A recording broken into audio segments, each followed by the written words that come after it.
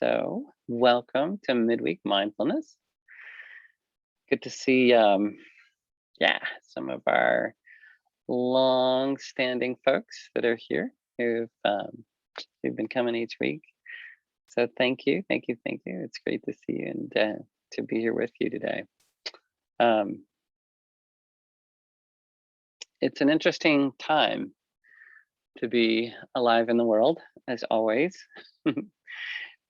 Whether looking at the big shifts that we have going on in the world, um, as well as in the country, dealing with the pandemic, dealing with the repercussions of that,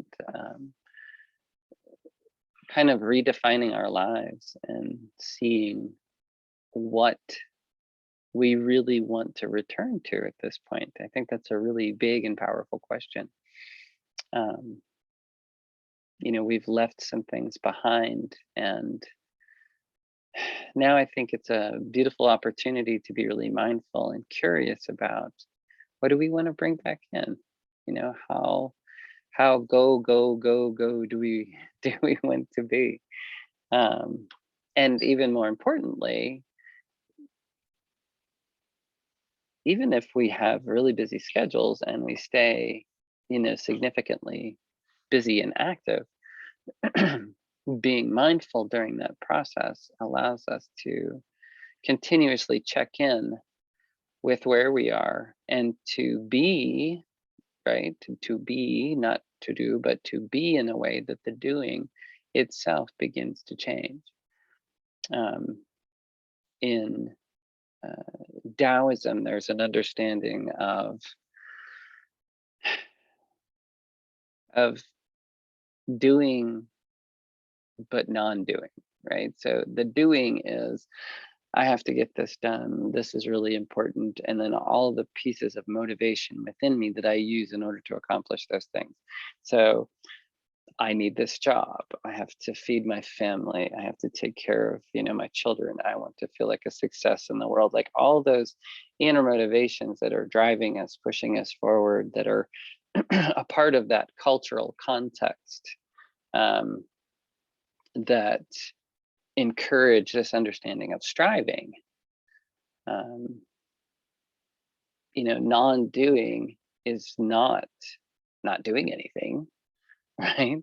The old adage is, before enlightenment, carry water, chop wood. After enlightenment, carry water, chop wood. The only difference is our relationship to it. So when you're thinking about and you're feeling about how you're connecting with the things that you do and that you're accomplishing, what does it look like? What does it feel like? Where does the motivation come to accomplish those things? Is there a way to manage the things that come up without any fear? Just with curiosity and with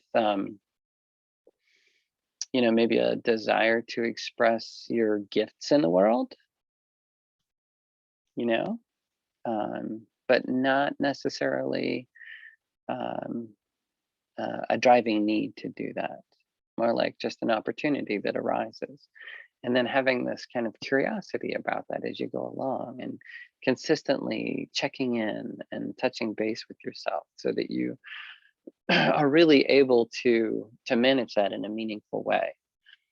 And when we do that, like the benefits are tremendous, of course, because we will begin to notice, right? We notice, hey, Harry, we begin to notice the difference in the relationships with the people that we engage with, but also the tasks that we're doing, right? There's always certain tasks that we take on that we do out of a sense of,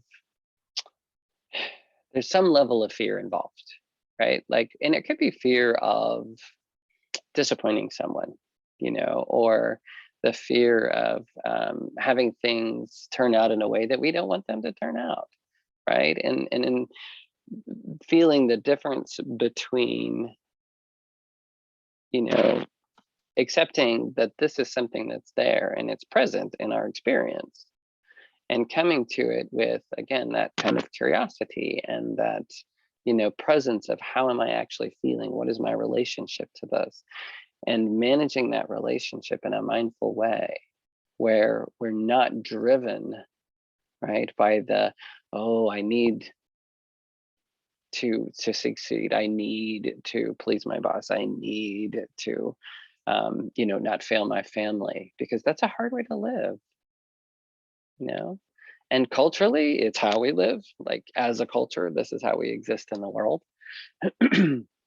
um, so it's also kind of countercultural. And when you start to practice this, people won't always understand, right, how you're functioning, but they'll notice the change in you, which is why they'll ask, right? They'll be like, wow, like you seem so calm, you seem so centered, and that was a really difficult meeting we just went through, and yet you don't seem to be carrying it with you after the meeting, and they'll start to notice these shifts and changes in you, and it'll make them really curious. But yeah, but it takes time. You have to develop it, right? These are skills that we develop within ourselves. So so again, as we're moving back into the world in meaningful ways, the more people are vaccinated, the freer we're going to be to re-engage again. So really dropping in and checking in and noticing, like, what do I want to bring back in? Right? Do I like being in the office 5 days a week if I can work effectively from home 2 days a week, or whatever that looks like for you, right? Like, who knows? Um, Brene Brown, who is a fairly famous now researcher and author, she talks about sitting down with her children, who at the time, I think her oldest was getting ready to, she was like her senior year or maybe her junior year of high school. And she said to her, she's like, okay, look, right now you're doing dance, you're taking, violin lessons, and she was doing something else too. And these were all her extracurricular activities. And she was like, I want you to just pick one and let the other two go. And her daughter looked at her, she was like, how will I get into one of the top 5 colleges in the nation if I do that? And of course, she looked at her and she was like, well, maybe you won't. And maybe that's okay, because maybe, right, you'll have a deeper sense of peace in your life. You'll have a richer connection with the people that you love and that you care about, and that love and care about you, because you'll be able to spend the time with them to nurture and to sustain those relationships. And of course, her daughter was like, she's been teaching me to be this way my whole life. She's like, I know. Like, yes, I get it, believe me. She's like, and I feel all this pressure from school and from all these other people. She was like, yes, absolutely. But as a family, we're making a shift to live more wholeheartedly, right? So that we have this deeper, richer expression of living that feels better and feels more connected, that feels richer, that isn't a constant level of stress. And wow, right? Like, how dynamic and how risky, right? To ask your kids not to achieve at the same level that they might have, because they might actually turn out to be happier in the end, right? Like, yeah, it's a really powerful thing to think about. And it also asks us to take a bigger picture of life, right? When you think of life generationally instead of individually, we can have a different perspective. So really being mindful of, what are the things that I am carrying on, like from past generations, that I'm bringing into my experience of life, and how much of my experience of life is just currently what's swirling around me in the society that I live in, that I'm being propelled forward by, right? So getting a feel for that, and then thinking like where do I really, what do I think would make my grand or great grandchildren happy in the world, right? Is it just having accumulated wealth? Is that all that they need? Is there something else that might be just as important, or maybe more important or more valuable? Are there other values? Are there other virtues? Are there other ways of being, that might offer a richer life experience for them? Because we don't know what the world's going to look like in 10, 15, 20, 25, 30 years. Like, we don't know literally what the planet's going to look like in 25 years, you know? So we do our best, right, to ensure that they're ready, but we don't know what that's going to look like. Yeah. So staying present with, what's happening within us so that we, right, really get a feel for where we fall in the large community that we live in. But then thinking too, you know, like, what are the things that carry across the generations that aren't dependent upon the current model? Things like things like, that richness of family connection, of um, being the mentors to our, not just our children, but our nieces, our nephews, our grandchildren. Like, where does the wisdom come from now? Is it YouTube? Right? Is that right? Like, is that where current wisdom comes from? Have we been able to spend the time with the other people, our siblings, our elders, and the young people following behind us? And if you're 25 years old, like, have you spent the time with the older folks in your family to find out who you are and where you came from and why that's important, right? Because it's going to tell you who you are in the moment in a way that we're very often just not connected to in a meaningful way, you know? So again, I'm tossing things out there to think about and to feel about as we're moving into this new way of being, as we're coming into this new yellow stage. I love our stages. They're always like alert, alert, alert, right? Wait, it's like red, orange, yellow. Reminds me of after 9/11, right? And we had all these stages of alert that we were constantly under, and we always started at the extreme of red, and then gradually, hopefully, we get to move to a more gentle color. So I'm definitely looking forward to moving into the green stage. Um, in Eastern religious understanding, green is the color of the heart chakra. It's our connection to all of life around us, and it's the balance, right, between the thought processes and the intellectual versus the lower body, which is the physical processes, and the heart is the balance between the two. And there's something beautiful about that. So I love that it's green, and it's like a place to rest. So this group has grown considerably in the last few minutes. So why don't we go ahead and get settled in? Maybe we'll focus on just really noticing what comes up for us in the moment. Um, Noticing what thoughts, what feelings come up, and then gently returning to the breath. So that those thoughts and feelings are things that we learn to have a really healthy relationship with. It's something that we can observe carefully and gently, and yet really understand and feel the ramifications and the meaning of them without getting lost in them. So find your comfortable sitting position. And if you're reclined, that's wonderful, whatever is best for you and your abilities. We just want to be physically comfortable and mentally alert, as always. And I will go ahead and get us started with a bell.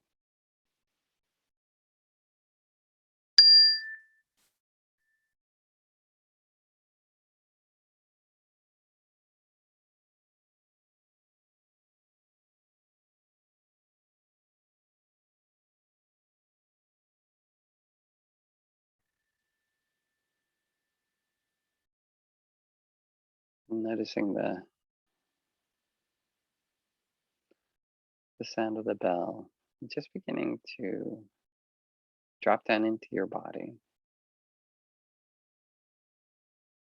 And by that I mean just begin to really notice how your body feels.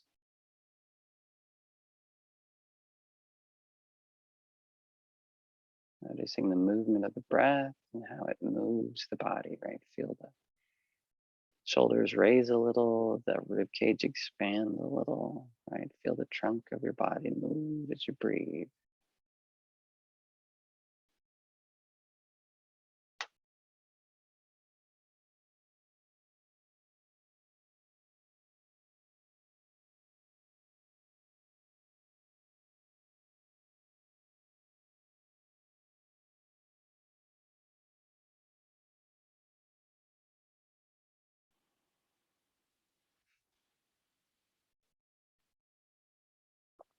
Notice the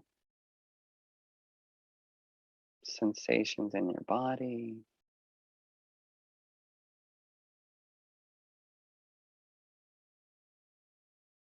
Are there places where you're holding tension? And when you notice the tension, just bring your awareness to it. So just notice it.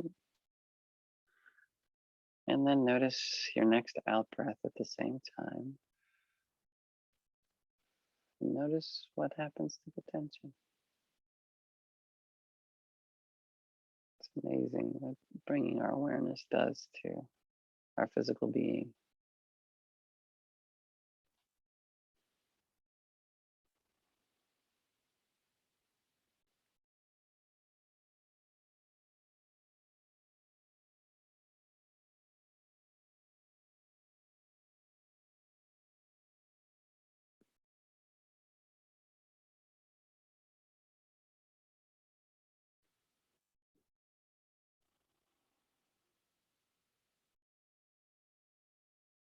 On the in breath, really focusing your body on the movement of the breath, or focusing your awareness on the movement of the breath through your body. And on the out breath, just relaxing more and more down into the pillow, into the cushion, into the chair, into the floor, just down into the earth. Just letting gravity's pull, let your body just get heavier and heavier. Letting your face relax, all those little muscles around your eyes and your brow, your cheeks, your jaw.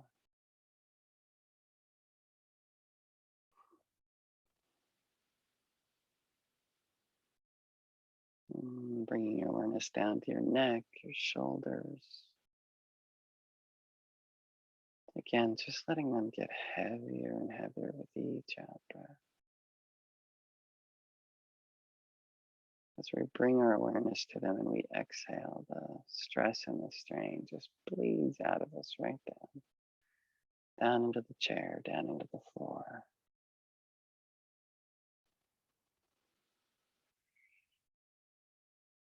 If it feels good to extend that exhale, extend it. Make it nice and long and really feel that depth of relaxation.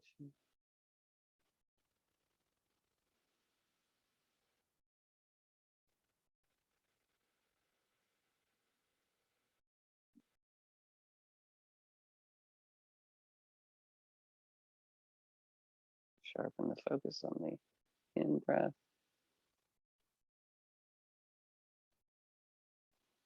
Relax on the out breath.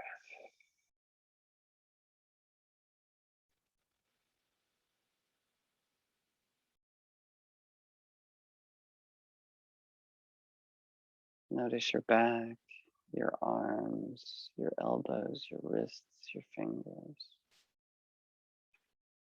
Any tension that you might be holding. Your hips, pelvis, thighs, knees. Just working your way down to your body. Noticing the tension and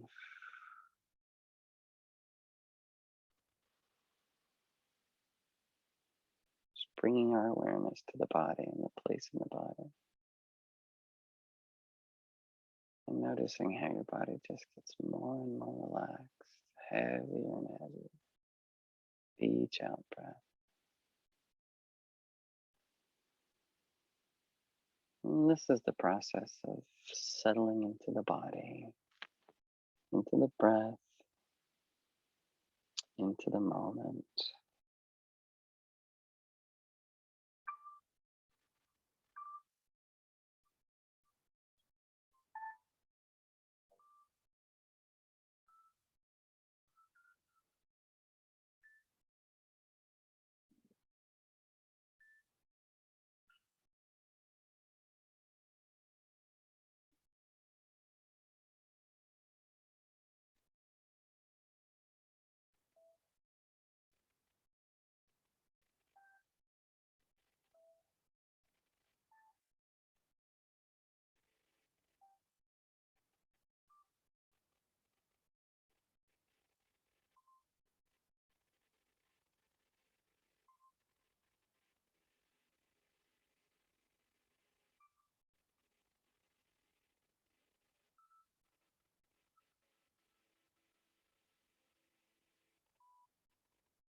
And following the breath, moving in and out of the body, bringing our awareness to it and noticing how the body responds to the process of breathing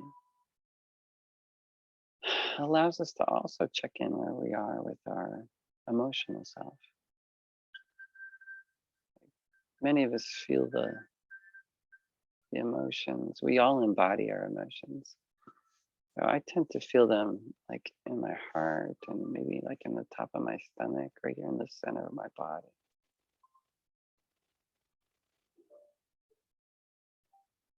But for others, it might be the brow or the shoulders or wherever it happens to be.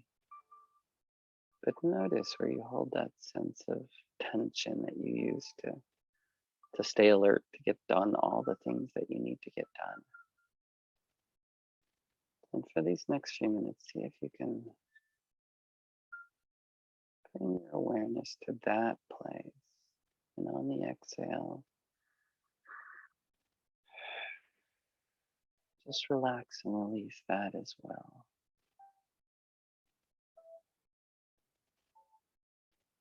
Beginning to feel emotionally completely settled and grounded in the body. Just in the present moment where there's actually nothing wrong. We're safe. We're secure. In this moment, all is well. It doesn't mean we don't have aches and pains but those worries and cares,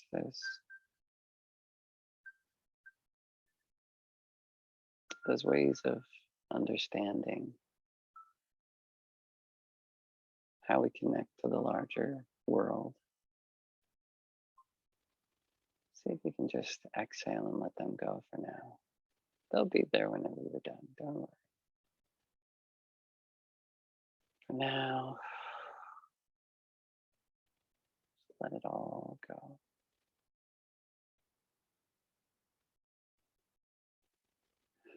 And each time a thought comes up, something you need to remember, something that you're concerned about, something you're sad about, something you're excited about. Those things are wonderful and they're a rich part of our experience. But for right now, just take note, whatever they are.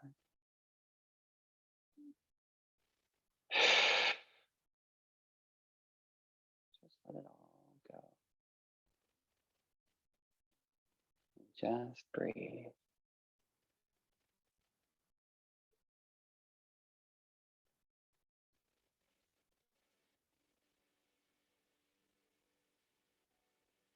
And if it helps to place a hand where you feel your emotional center, you can place a hand there. But don't.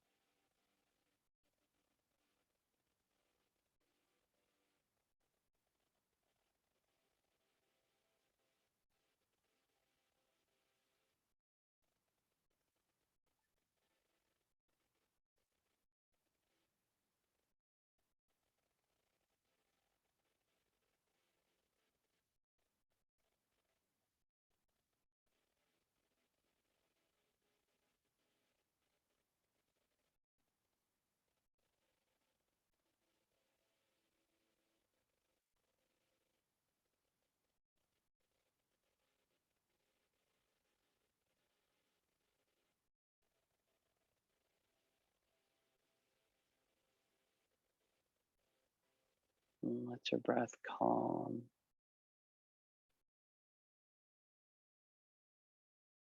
Letting it come down to that place where it's just enough to take care of your body's needs. And that's all.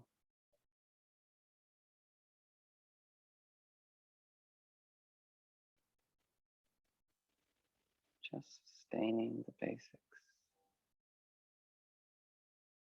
Getting heavier and heavier in each up.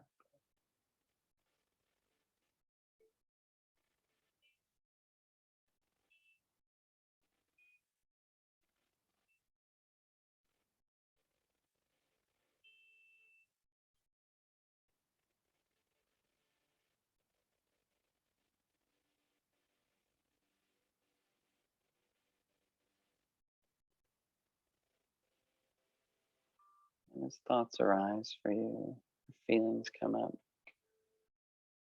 see if you can notice your relationship to them. Are they about doing?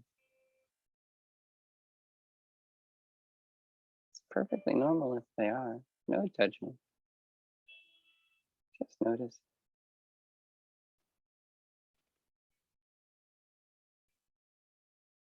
It might be about the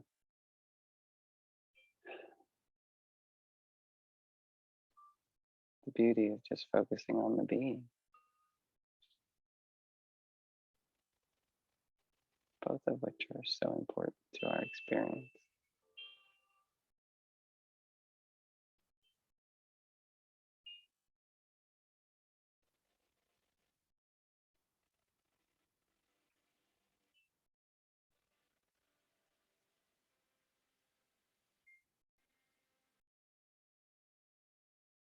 And now letting your breath begin to deepen.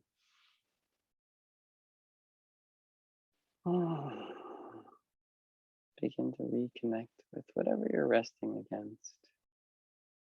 Maybe wiggling your fingers and your toes as I invite the bell to bring this time to an end.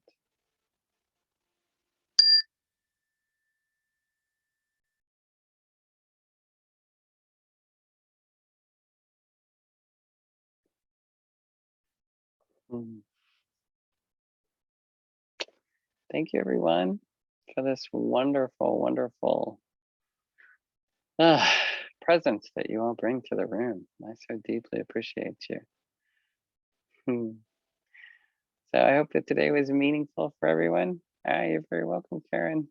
Great to have you here. And maybe see if you could bring some of these practices into your week. Just see how it goes. Either way, we'll see everybody next week at Midweek Mindfulness. Take good care.